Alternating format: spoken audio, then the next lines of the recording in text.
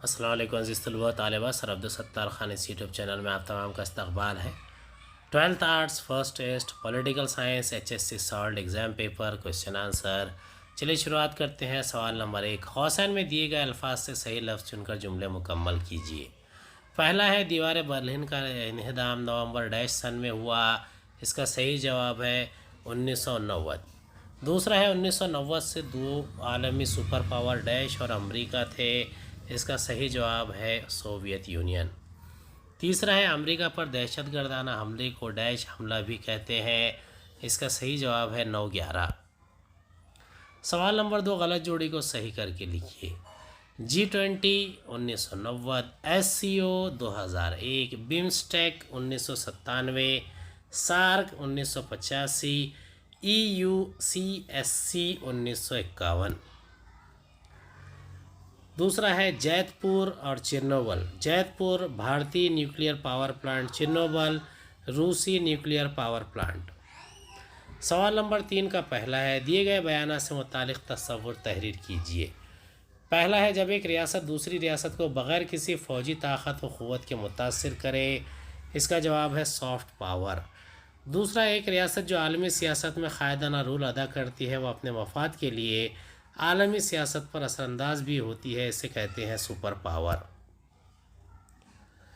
تیسرا ہے McDonald, Burger king اور پیزا ہٹ، اس کا صحیح جواب ہے صارف اشیاء۔ چوتھا ہے سماجی ادارے، NGOs، رضاکار ادارے، اس کا جواب ہے غیر سرکاری ادارے۔ پانچواں ہے کاپی رائٹ، ٹریڈ مارک اور پیٹنٹ، اس کا جواب ہے دانشورانہ املاک۔ سوال نمبر 4 ہے، صحیح متبادل کا انتخاب کیجیے۔ پہلا ہے 1990 کے بعد کے بین الاقوامی تعلقات میں سب سے اہم رجحان ڈیش تھا، اس کا صحیح جواب ہے دو قطبیت کا خاتمہ۔ دوسرا ہے ماسٹریکٹ معاہدہ، اس کا صحیح جواب ہے یورپین یونین۔ سوال نمبر 5 ہے، ذیل کے گروہ میں سے جو لفظ اس گروہ کے لیے غیر مناسب ہو اسے علیحدہ کیجیے۔ اس کا پہلا ہے نیک کاری، ٹرانسپورٹ، بیمہ، اس کا صحیح جواب ہے ٹرانسپورٹ۔ دوسرا ہے copyright, tours and travels, trademark, patent, اس کا جواب ہے ٹورس اینڈ ٹریولز۔ تیسرا ہے Haldiram, McDonald, Burger King, Pizza Hut, اس کا جواب ہے ہلدی رام۔ سوال نمبر 5 کا پہلا ہے، مندرجہ ذیل سوالوں کے مختصر جواب لکھیے۔ پہلا ہے ہارڈ پاور سے کیا مراد ہے، اس کا جواب ہے ہارڈ پاور کسی ملک کی وہ صلاحیت ہے جس کے ذریعے وہ ملک زور، زبردستی، جبر، دھمکیوں اور لالچ کے ذریعے دوسرے ملکوں سے اپنی خواہشات، توقعات اور ترجیحات کو منوا لیتا ہے۔ دوسرا ہے چین پاکستان معاشی راہداری کی تعمیر کے مقاصد کیا ہے، اس کا جواب ہے چین کے پاکستان سے دوستانہ تعلقات ہے۔ چین اپنے اثرات کو مشرقی ایشیا کے ممالک میں بڑھانا چاہتا ہے اور بھارت پر اپنے فوجی دباؤ میں اضافہ کرنا چاہتا ہے۔ سوال نمبر 6 ہے، مندرجہ ذیل بیانات صحیح ہیں یا غلط، وجوہات کے ساتھ لکھیے۔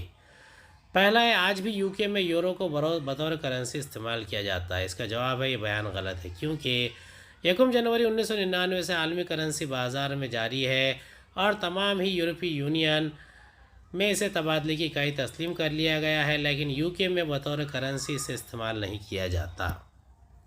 دوسرا، 1993 سے یورپ میں سنگل مارکیٹ نظام جاری ہے، اس کا جواب ہے بیان صحیح ہے، کیونکہ یورپین یونین کے تمام ممالک آپسی تعاون و اشتراک سے کاروبار کر رہے ہیں، ان کی اکثر تنظیمیں آپس میں ضم ہو چکی ہیں اور پورے یورپ میں سنگل مارکیٹ نظام جاری کر لیا ہے۔ سوال نمبر 7 ہے، مندرجہ ذیل سوالوں کے جوابات ایک یا دو جملے میں لکھیے۔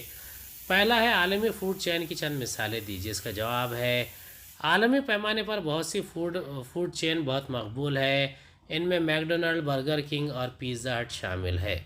دوسرا ہے، ترقی پذیر ممالک میں سرمایہ کاری بنیادی ڈھانچوں میں کیوں ہونا چاہیے، اس کا جواب ہے ترقی پذیر ممالک ترقی کے لیے کوشش کر رہی ہیں، اس لیے ان ممالک میں روڈ، ریل، راستوں، آب رسانی، ہوائی سفر، ہوائی اڈوں اور مواصلات کا بہتر ہونا ضروری ہے تاکہ ترقی کی رفتار تیز ہو سکے۔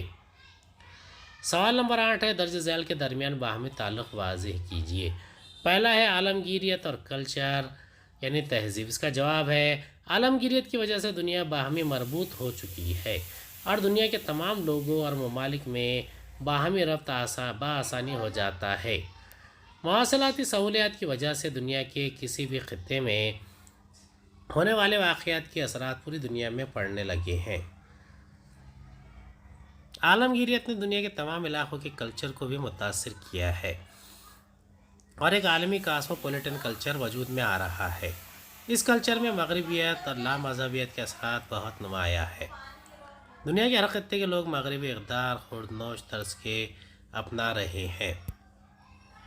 امید ہے آپ کو ہمارا ویڈیو پسند آیا ہوگا۔ اگلے ویڈیو میں دوبارہ ملاقات ہوگی۔ خدا حافظ۔